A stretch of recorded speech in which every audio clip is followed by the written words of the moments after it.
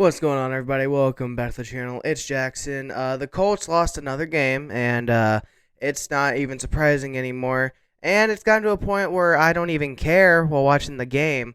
And honestly, the games are just unwatchable. I really don't even want to watch them at this point. Power's here, and today we are here to talk about the game that occurred yesterday. It was the New York Giants taking on the Indianapolis Colts in MetLife Stadium, and the Giants absolutely murdered us, 38-10. So let's talk about it real quick. So the game starts, the Colts get the ball, and we managed to go 3-and-out twice on one drive because on third down the first time the Giants held, and then we ran three plays and didn't do anything. So we went 3-and-out twice on one drive. It was honestly amazing. But then the Giants, they got the ball, did nothing with it. And we got the ball. We actually put together a decent drive, and then we kicked a field goal. Money McLaughlin made it to make the score 3-0. And that was the score for the longest time. And then in the second quarter, Daniel Jones connected with some receiver I'd never heard of to score a touchdown to make it 7-3. And immediately, the Colts give the ball right back to the Giants, and then Daniel Jones throws another touchdown pass to someone to make the score 14-3. And then on the next Colts possession, Nick Foles throws a pick six to make the score 21-3. And then on the next drive, it comes down to third down, and then Nick Foles gets absolutely obliterated by Kayvon Thibodeau, and he gets knocked out of the game. And then Kayvon Thibodeau started doing snow angels next to him while Nick Foles was convulsing on the ground. And that was kind of a disgusting act, if I'm being honest, but it was whatever. He did that, and just notice while watching that, no Colts players jumped in to intervene. Says a lot about Nick Foles' relationship with the team, but that was basically how that drive ended. We punted it off, and then the Giants drove down, and they kicked the field goal to make the score 24-3 at halftime. And the Giants got the ball first, and the Colts actually forced a fumble, but weren't able to do anything with it. And then I'm pretty sure we missed a field goal on that drive. And then the Giants went down, and Daniel Jones had a rushing touchdown to make the score 31-10. And then we drove down the field, actually put together a nice drive, and then for the first time in 30 possessions, they scored a touchdown. Sam Ehlinger threw his first career touchdown pass to Michael Pittman Jr., so congratulations to him on his first touchdown pass in the NFL. But then the Giants went down, they scored. It was another Daniel Jones rushing touchdown, and that's basically all that happened. And the Giants beat us 38-10, and the Giants actually clinched a playoff spot with that win. So, yeah. Honestly, anything I'm about to say in this recap is probably stuff I've been saying all year. I mean, this team gives me nothing to work with in these recaps. I mean, it's the same thing every single week. Now, let's talk about some positives. Sam Ehlinger, he had a decent game. He came in the second half. He went 9 for 14 for 60 yards and a touchdown and no picks. And he did what he had to do, but by the time he got in there, it was a lost cause. And I feel like, yeah, he struggled at first, but once he got his rhythm, he looked pretty good. He was making a lot of good decisions. He had one bad throw into double coverage, but luckily it was broken up, just not picked. And that was really it. Sam Ehlinger is going to start next week against the Texans, so we're going to see how that goes. Hopefully we lose. That's just all I'm going to say about that. But that's neither here nor there. That's really the only positive. The defense, they were good for like a quarter and then just fell apart. But hey, you can't fall apart in the second half if you already fell apart in the first half. So, I mean, yeah, it's a new problem every week. It's a new problem every week. Like, Ehlinger led a touchdown drive, and then the defense played terribly yesterday. And it's just, I don't even know at this point. Like, this team gives me nothing to work with. I can't talk about any new things in these recaps.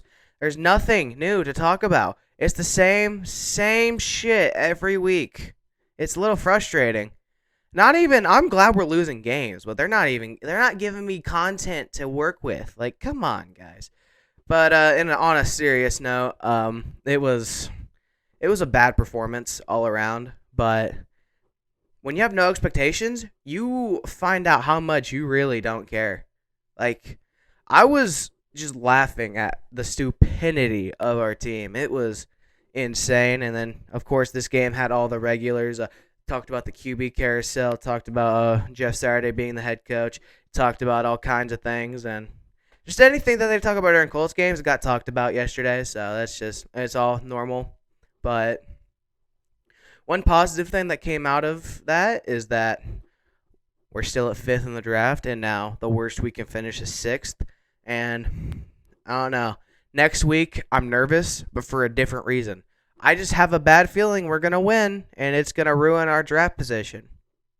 And we're going to have the Lions be in front of us because the Lions have the Rams pick. The Lions will be in front of us, and I have a feeling they may try and take C.J. Stroud. There's a chance the Seahawks take C.J. Stroud because the Texans have number 1. They're probably taking Bryce Young. And the Bears and Cardinals are the other 2 teams ahead of us that I didn't mention yet, and they don't need quarterbacks. So, honestly, if I'm going to put myself in the general – let's say I get hired to be the general manager in this offseason, which is just a hypothetical because I feel like we're going to get a new general manager in the offseason. I'm doing whatever it takes to move up to number 2 with the Bears. I'll give them whatever they want. Like, I would give up our first-round pick because despite what people are going to try to convince themselves, we're going to have to give up our first-round pick this year if we want to move up to 2. I would give them some players. It's a good chance to unload a lot of our players. Like, give Eberflus some of his weapons he had in Indianapolis back, like Shaq Leonard, DeForest Buckner, guys like that. Maybe even throw Gilmore into the trade just to see what would happen. And I'd give them some later-round picks, too. Just, like I said, I would do whatever it takes to get to number 2 because the Texans have the ultimate choice. And if you're at number 2, you're guaranteeing yourself either Bryce Young or C.J. Stroud. So that's what I would do. Those are the 2 best quarterbacks in the draft, and it's not even close, and we need one of them.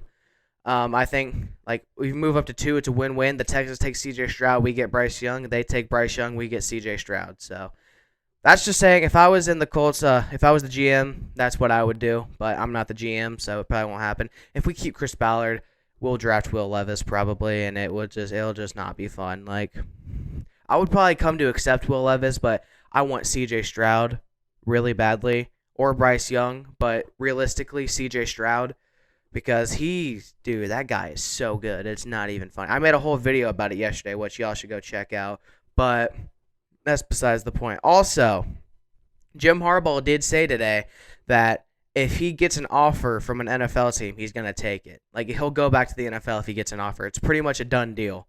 And Colts, it's your opportunity to sweep in. Jim Irsay has been talking about how he wants Jim Harbaugh. I think that they're going to go get Jim Harbaugh in the offseason. I think I see that happening. I don't think we're going to give Saturday another chance at head coach because he's done bad. He's done very bad because in the fourth, like, it got even worse with the fourth quarter differential since Jeff Saturday took over. In the fourth quarter of games, we've been outscored 97-9. That's just unacceptable. You can't be doing that. It's just, dude, like, you can't do that. It's just not how that works. You can't do that, bro. Like, come on. Like, I don't think Jeff Saturday, he was never brought in to be the head coach. Like, I think I said that in the recap last week, but he was never brought in to be the head coach. He was brought in to be a placeholder, and he was nothing else. He was a guy that Irsay trusted, and he gave him a chance, and it hasn't worked out. So, like, if you want to hire someone in the Ring of Honor, hire someone with coaching experience, and that's Jim Harbaugh. And he's available, so get it done, Jim. Just saying.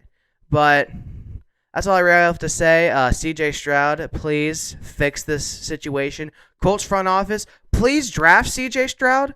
Just do whatever it takes to get that guy. I don't care what you have to do. Move up to 2 with the Bears. It's a win-win for both teams because the Bears, they could get another draft pick. They'll get our draft pick, and they'll get players out of that, I'm sure. And we'll probably give them our first next year, too. I wouldn't even be surprised if we did that. So we'll have to see what happens. But with that being said, thank you guys for watching this video. If you guys liked it, don't forget to like, comment, and subscribe. And turn on the bell notifications and follow everything in the description box. See you guys next time. Bye.